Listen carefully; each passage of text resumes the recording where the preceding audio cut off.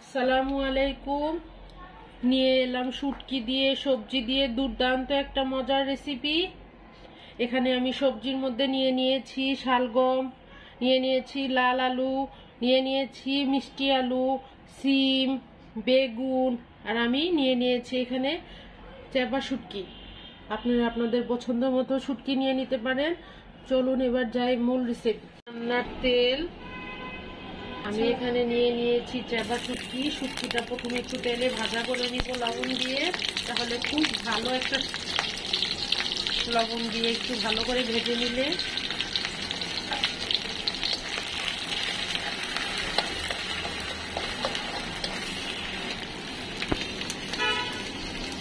দিয়ে দিলাম পরিমাণ মতো পেঁয়াজ কুচি, একটু ভালো করে ভাজা করে নিব।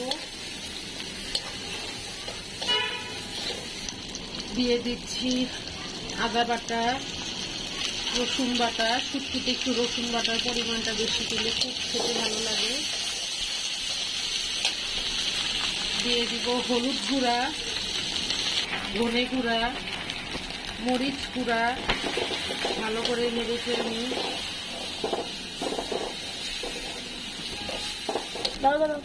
সামান্য একটু পানি দিয়ে ভালো করে নাড়াচাড়া করে নেব। সবজি থেকে যে পানি উঠবে সেটা দিয়ে আমার রান্নাটা কমপ্লিট হয়ে যাবে। হয়ে গিয়েছে, এবার আমি এক এক করে সব সবজি দিয়ে দিব।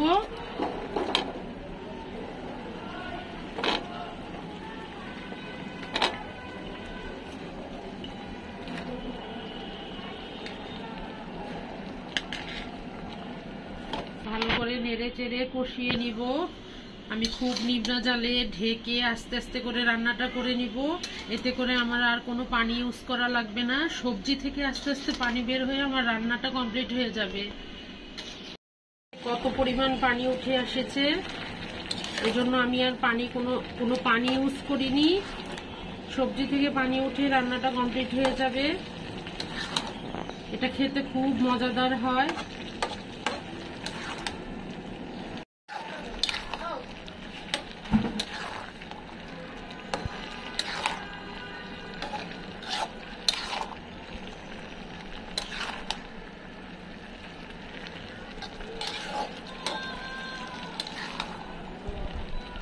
দিয়ে দিব কাঁচামরিচ কুচি।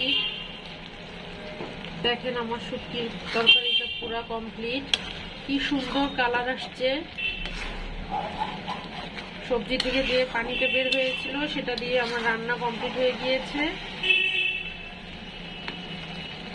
সব সবজিগুলো সুন্দরভাবে সিদ্ধ হয়ে গিয়েছে। আমার রান্না কমপ্লিট। আলহামদুলিল্লাহ, আমার রেসিপি কমপ্লিট। আমার রান্নাটা কমপ্লিট হয়ে গিয়েছে। আপনারা একবার হলেও ট্রাই করবেন আমার রেসিপি দিয়ে। আজকের মতো আল্লাহ হাফেজ।